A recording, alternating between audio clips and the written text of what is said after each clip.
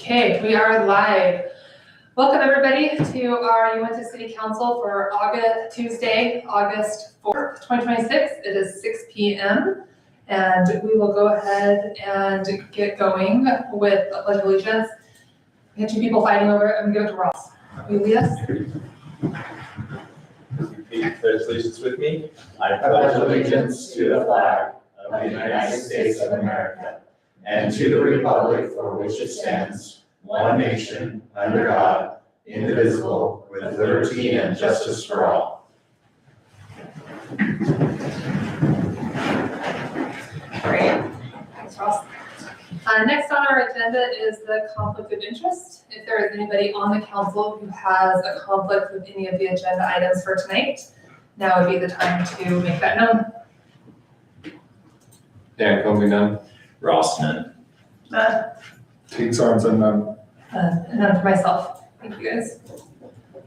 Next on the agenda is the public comment. If there is anybody here in person or online who would like to make a comment for the city council, go ahead and approach the microphone, state your name, your address, and then just as a reminder, we don't respond at the time. It's your time to speak.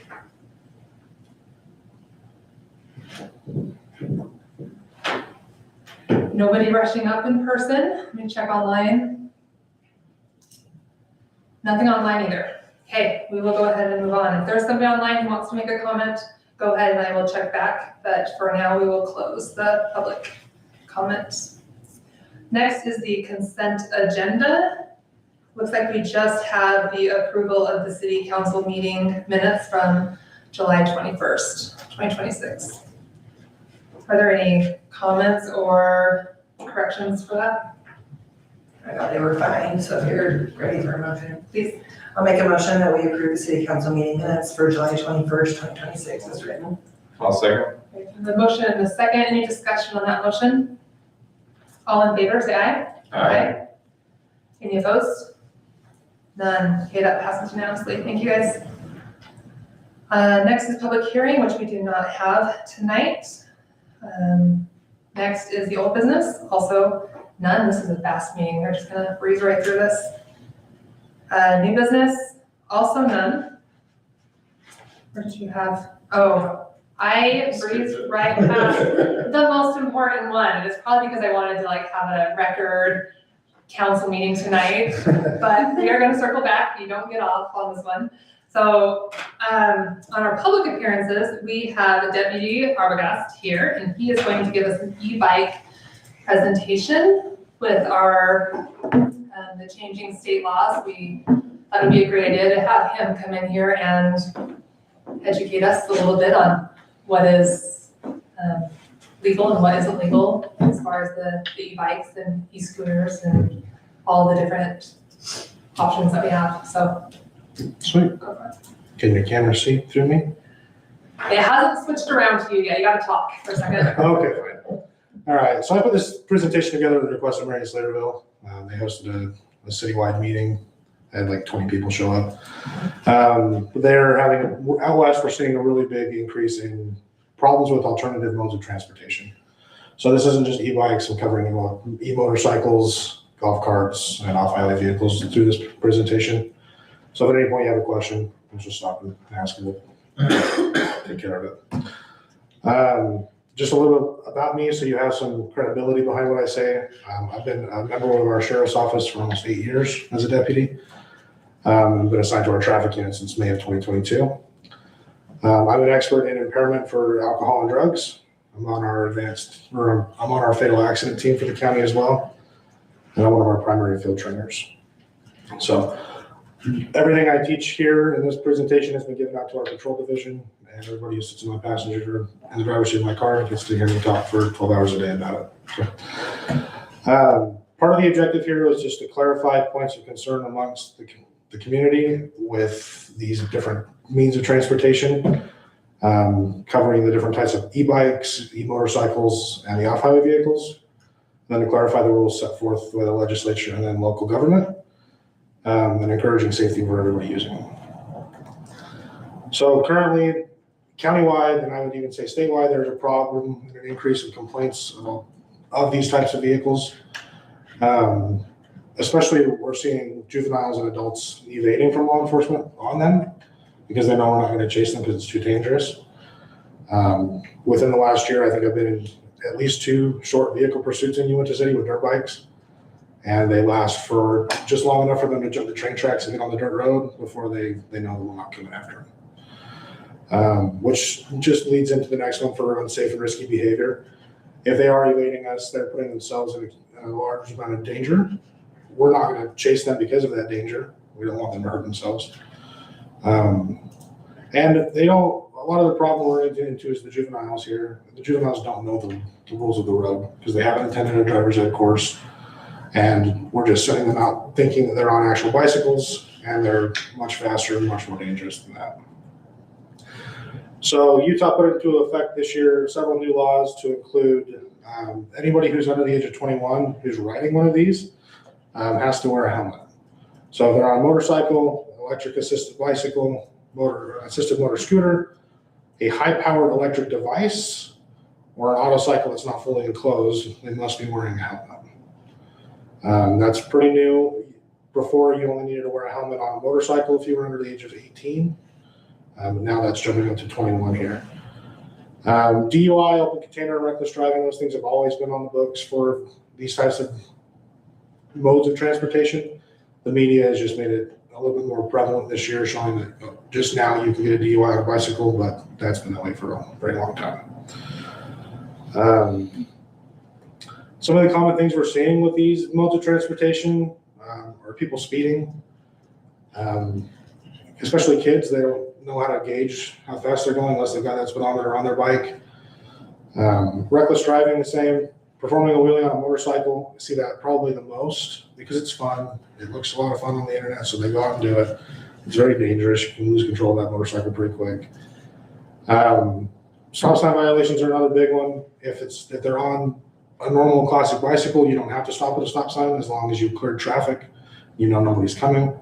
If traffic is flowing in front of you, then you do have to stop. But if it's free and clear, you can just go right through it. No signals are being used either because, again, we haven't sent our children through driver's ed courses, and they don't know what they need to be doing. Helmet violations are obviously pretty new, but it's something we're seeing. And then, just as we talked about before, our felony evading is because they don't think that we're going to ever find them. But we're pretty good at playing hide and go seek, so we will catch them at some point, just not immediately. For the e-bikes, there's 3 different classes. So the first class, you have to be pedaling in order for it to give you any assistance.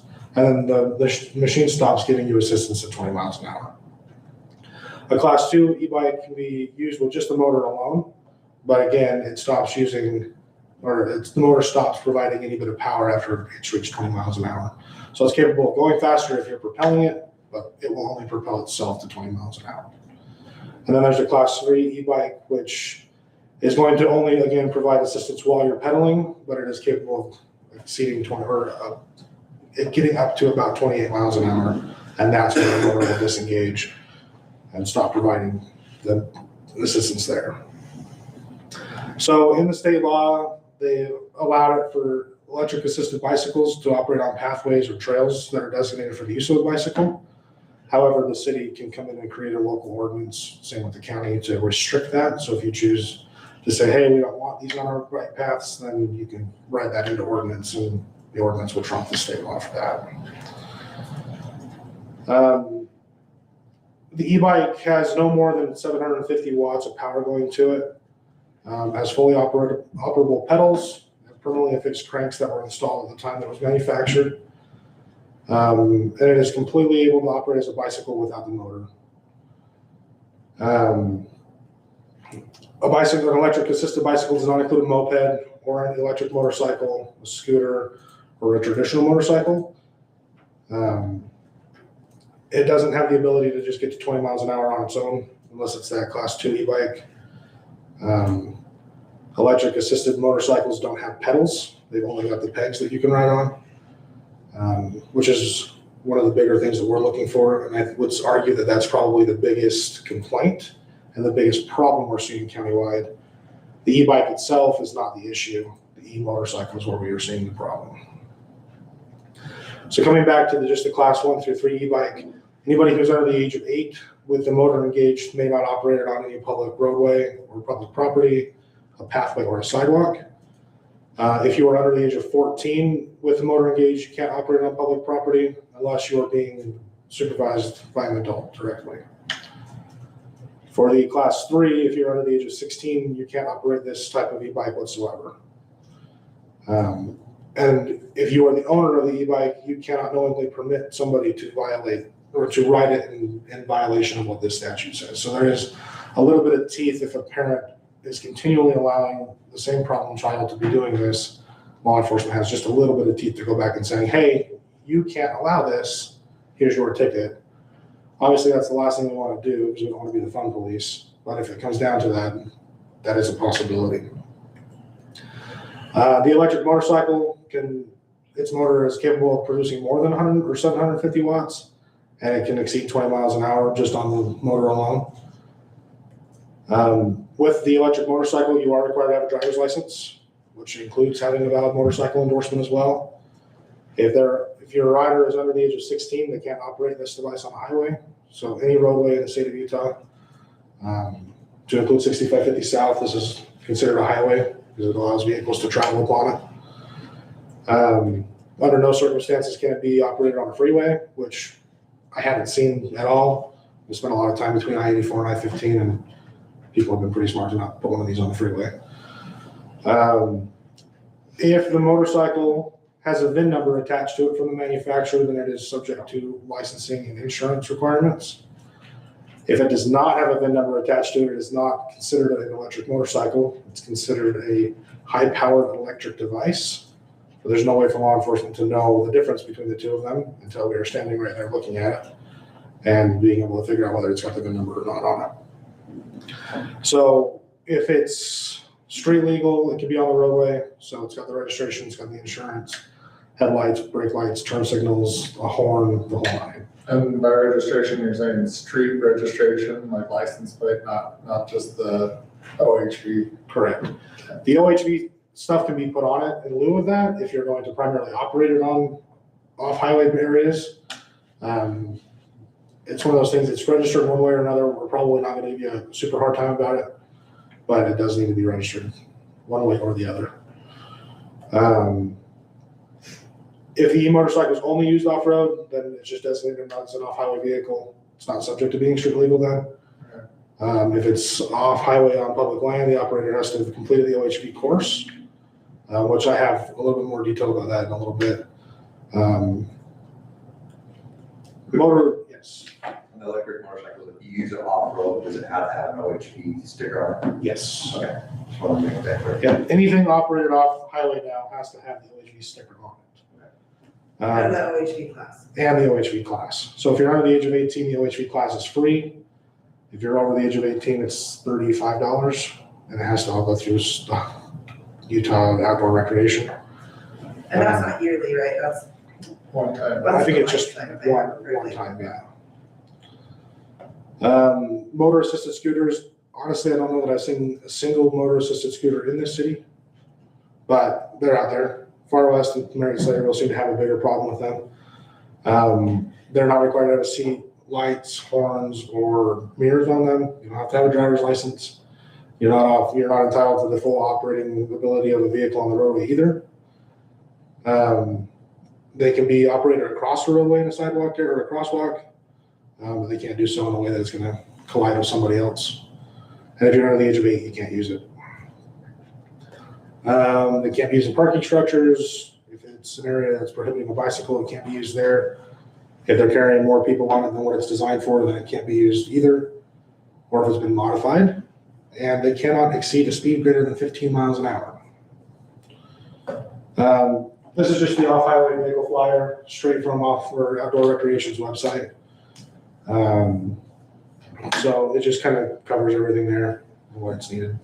So if we present this PowerPoint back to you for your website, it'll be there for the citizens to be able to review if they need it. Covering on off-highway vehicles just a little bit, they could be operated on the highway if they're street legal, registered and insured. The helmet law is still going to apply to operators and passengers under 18, even if you're in a side-by-side with a full roll cage. If you're under 18, you've got to wear the helmet. Can't be operated on sidewalks or trails. The operator has to be tall enough to be able to reach and operate all of the controls, and you must possess that safety certificate from outdoor recreation. Just touching on golf carts briefly, the city is responsible for creating an ordinance that allows a person to operate the golf cart in their city. If that ordinance is not in place, then the golf cart per state law, cannot be operated on city streets. If the city decides to allow it, the city needs to identify which highways the person may operate on, and who may operate the golf cart, and during which hours of the day it may be operated.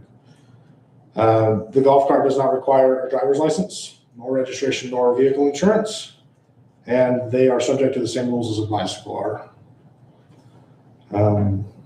So if I'm not completely familiar whether or not Uintah City has that ordinance in place for golf carts. We've seen a couple floating around here and there, but if that's something that you're interested in allowing full-time, then I would probably encourage getting an ordinance in place that just says, hey, yeah, you guys can ride a golf cart on city streets between whatever time frame you want to ride. We just reviewed Meredith Slaterville's when we went through this presentation. I think they've listed it to where if you're 14 or older, then you can drive it, and you can operate on every single city street except a state road. And then it just kind of takes some of that liability and stress off of the city. A little bit of extra teeth for law enforcement here, the next two slides and the last two slides.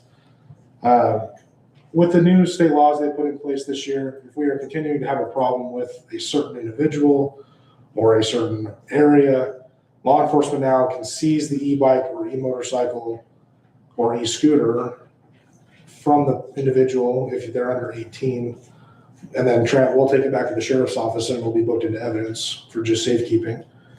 Then the guardian or parent has to come back to the sheriff's office and come pick it up. So the way I look at this is really it's an inconvenience for the parent. If we've talked to you multiple times and said, hey, we really need you to not be doing this, maybe we've reached a point where we issue a citation to the juvenile and we've now had a third strike, we may be seizing these and taking them to the sheriff's office and requiring the parent to come pick them up. Additionally, parents who allow their children to operate these devices when they are not permitted to may be cited for allowing an unlicensed person to drive. Now, this statute's been around for a long time. Just recently, with all of the changes with these devices and all of the new upgrades and things to the driver's license codes, the state has upped this minimum fine to $500.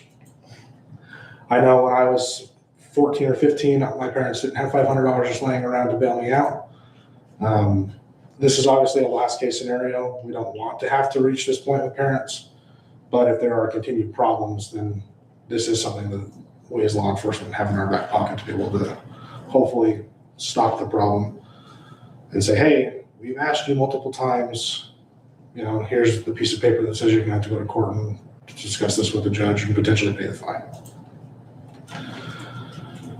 And is there any questions? You answered the one I had, the under 18, do you still have to wear a helmet in side by side? Yes, Even passengers. even passengers. And then e-motorcycles, are they treated, sounds like they're treated exactly the same as like a gas powered motorcycle now. Is that correct? Are there any differences between them? How fast they go. Well, they can go pretty Well, quick.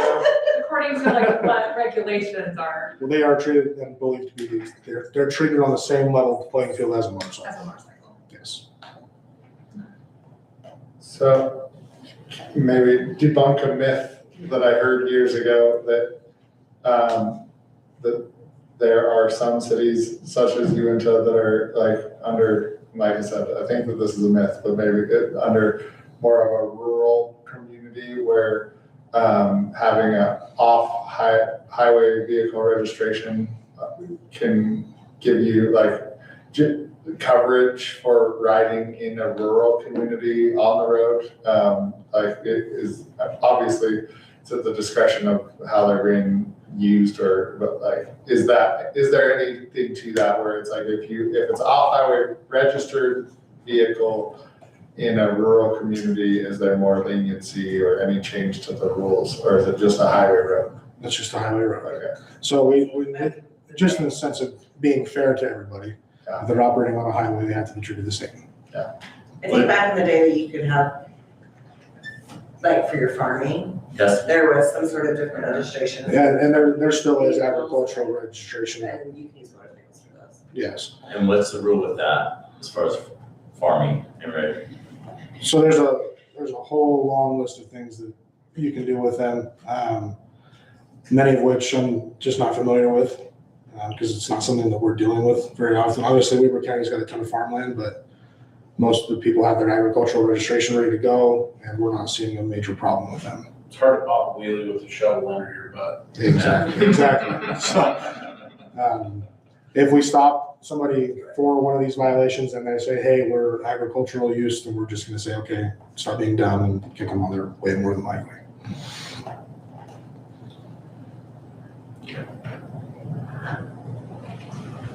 Thank you for all your information. Absolutely. Perfect, okay, well, Yeah, sorry. Yeah, what you got? So,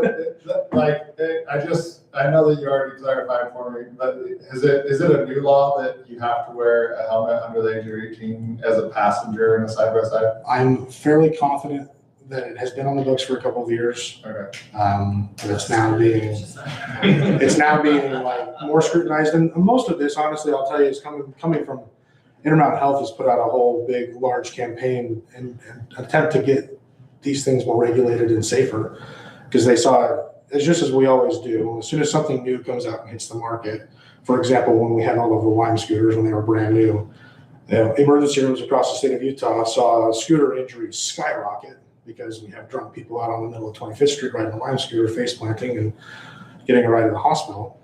We're seeing just the same trend with juveniles on these e-bikes and e-motorcycles, and Intermountain Health put out a huge campaign to the state and said, hey, we're seeing a lot of injuries, we're seeing a lot of kids not wearing helmets, we're seeing problems that we can be fixing now.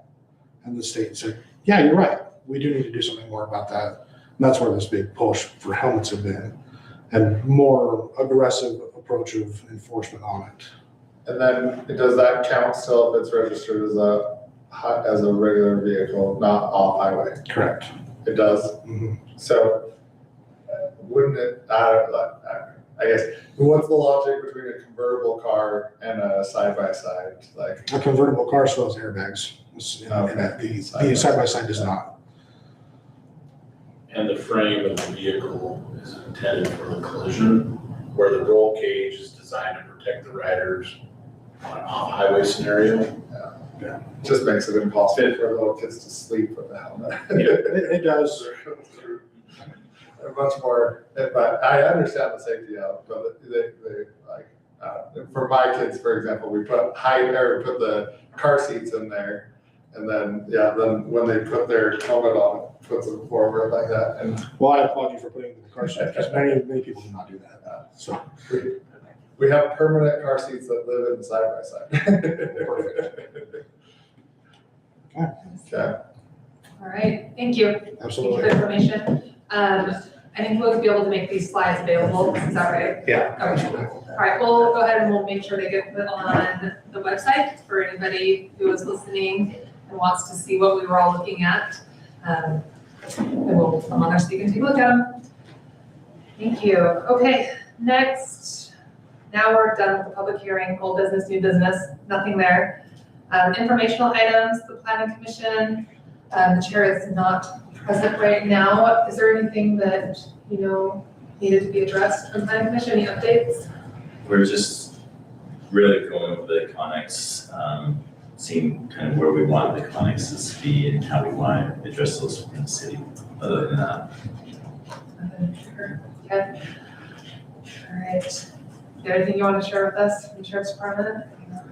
Okay. No, I mean, I'll just add. So one thing I think that's just important, is we're trying to push the education piece out on the e-bike stuff and the e-motorcycle, is that nobody wants anybody to get hurt, but there is a liability component as it comes back to the guardian now, where they've taken these laws, and 5 to 7 years ago, with watercraft, the state did the same thing. So for personal watercraft, jet skis, all of those things, there was a guardian requirement for that. So I think what you're seeing now is the off-highway vehicles and your watercraft are similar in regulation. And it's those injuries, you know, watercraft is the only thing that you're not required to have a license to operate, and it has no brakes on it, right? So you go out and have a good time on the water, you can go as fast as the machine will take you, but it doesn't have brakes. So anyway, looking at those things, when the traffic unit or the crash team responds out to a severe crash, these are some of the things that are evaluated. And the fine print in your insurance, like that's where, not necessarily from a criminal standpoint, but there is some civil responsibility. I think that the citizens should be aware if they are allowing that to happen, like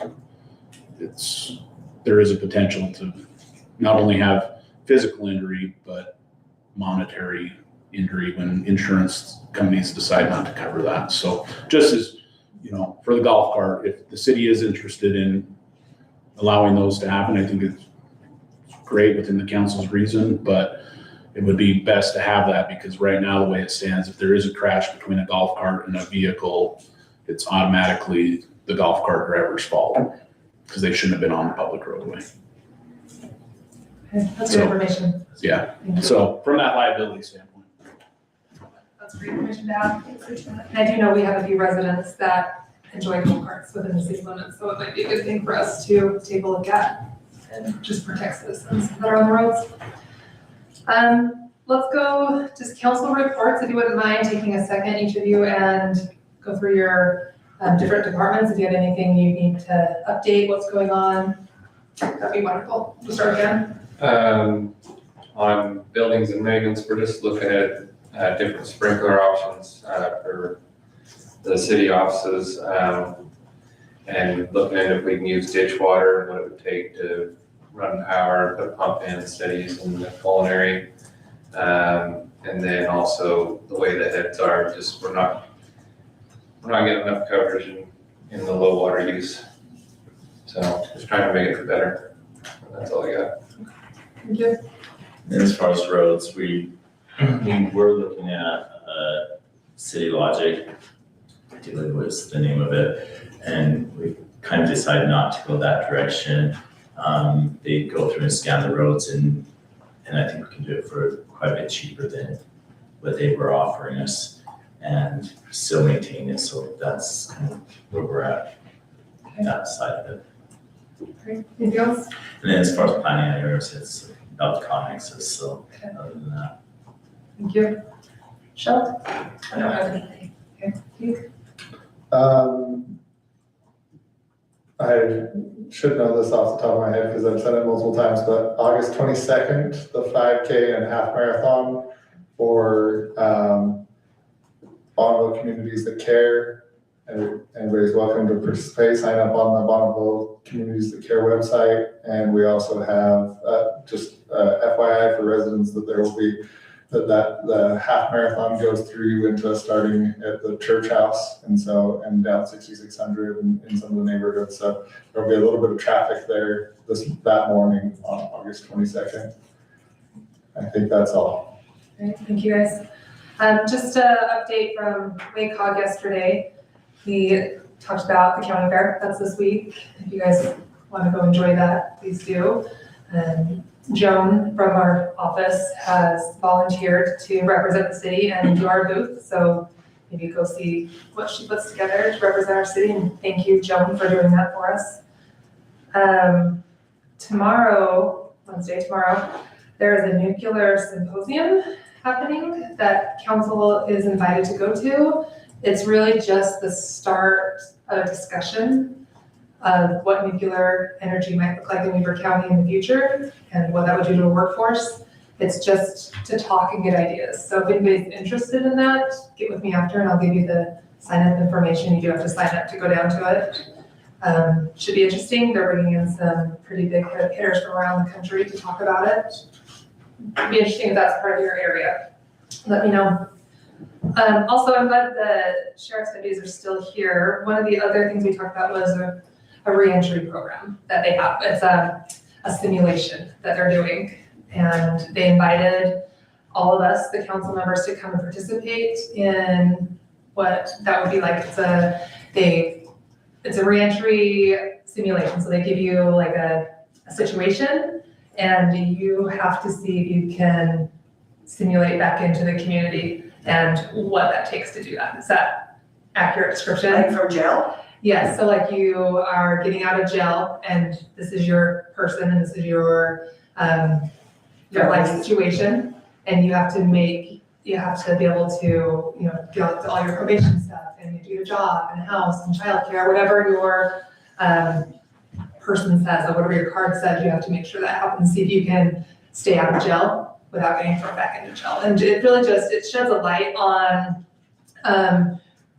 citizens who are reentering into, normal life after being in jail and the challenges that they face into that. Anything you want to add to that? Is that pretty? No, it's pretty accurate. They do a really good job, so, a lot of time and effort was put into it, but it's basically what they do with the inmates today, or as people are reentering, it just gives the community members an idea why there may or may not be recidivism in one particular individual. I'll pass along the information when I get it, but it would be great to go if you guys have the time. They have multiple days and times to make it easy for people to make it to one of the reentry meetings. So. Did they specify the time commitment? I think it was the 300 block. Does that sound right? 3 or 4 hours? It was a 3 or 4 hour block. It's a pretty good chunk of time, but they said it's well worth it if you have that availability to do that. All right, that's all I have. Any gotchas? Okay, then I'll accept a motion to adjourn. I'll motion to adjourn. The motion, do I have a second? I'll second. Second, any discussion on that motion?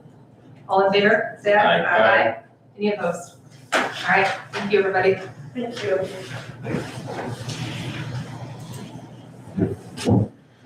What's happening?